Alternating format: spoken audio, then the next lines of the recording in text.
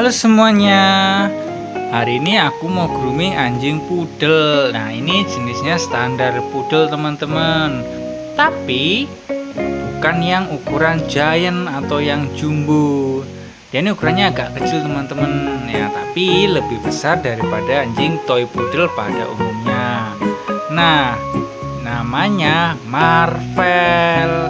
Ya, ini cowok, teman-teman. Marvel ini bulunya sangat keriting.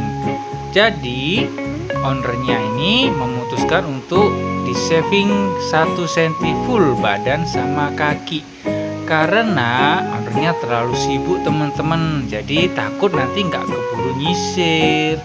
Nah, maka dari itu lebih baik dipendekin aja. Jadi buat teman-teman nih, kalau misalkan memang juga nggak sempet nyisirin, takut untuk kusut, takut untuk gimbal, ya mending dipendekin juga lebih bagus. Jadi anjingnya aman, nyaman, nggak ada masalah deh. Oke, Marvel ini setiap datang selalu full grooming ya, teman-teman. Jadi 1 bulan sekali dia shaving 1 cm. Nah, sedikit cerita nih untuk si Marvel. Dulu pernah datang bulunya agak lebih panjang ya, teman-teman. Tapi dia datang keadaannya kusut. Nah, karena itu mungkin ownernya trauma ya, takut nanti kusut atau gimbal lagi. Makanya dipendekin aja deh, solusi terbaiknya. Nah, Marvel ini kebetulan hari ini bulu telinganya tadi udah lebat, udah panjang ya, teman-teman. Jadi kita cabut. Informasi nih buat teman-teman, untuk anjing pudel, anjing bison atau shih tzu nih, biasanya bulu telinga mereka itu lebat, panjang. Jadi kebanyakan kotoran telinga yang di dalam itu susah keluar, teman-teman. Nah, kalau kita kasih cairan pembersih, kita semprotkan atau kita teteskan, lalu kita pijet perlahan, nanti kotorannya keluar. Tapi itu nggak maksimal atau nggak sempurna. Maka dari itu aku selalu saranin kalau yang panjang bulunya lebat itu dicabut aja. Manfaatnya apa nih kok dicabut? Emang nggak sakit? Nah, manfaat cabut bulu telinga itu pastinya memperlancar udara yang masuk ya. Sirkulasi udara yang lancar itu menghambat adanya infeksi. Nah, kalau misalkan lebat bulunya, terus kotorannya pada ngendap di dalam, pasti kan lembab ya, becek ya. Itu juga menyebabkan infeksi. Tapi teman-teman, ini bukan hal yang wajib ya, teman-teman. Ini opsional.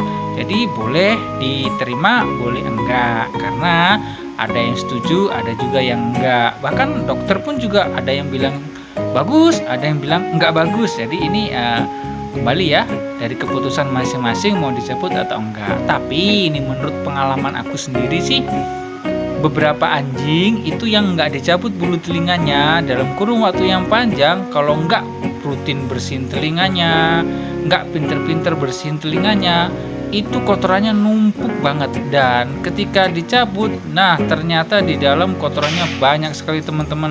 Nah, kalau kotorannya udah banyak begitu, pastilah bau.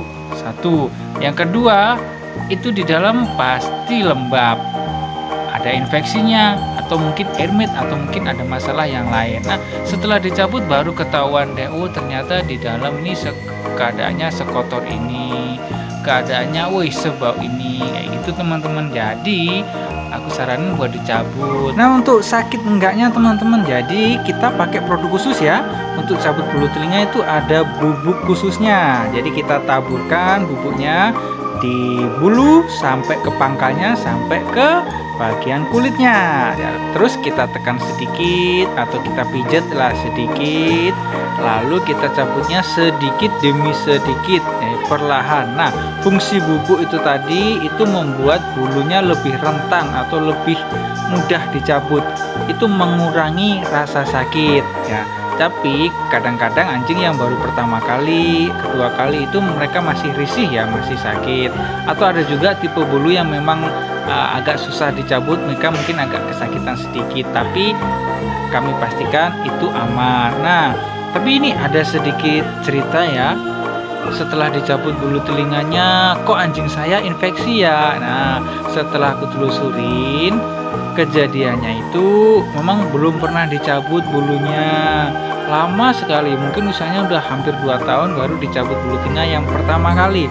Setelah dicabut, itu ternyata di dalamnya kotor banget. Nah, pas kotor banget, itu dicekin ke dokter, ternyata sudah infeksi. Jadi menurut aku infeksinya jauh sebelum dicabut. Jadi infeksi karena penumpukan kotoran tadi, teman-teman.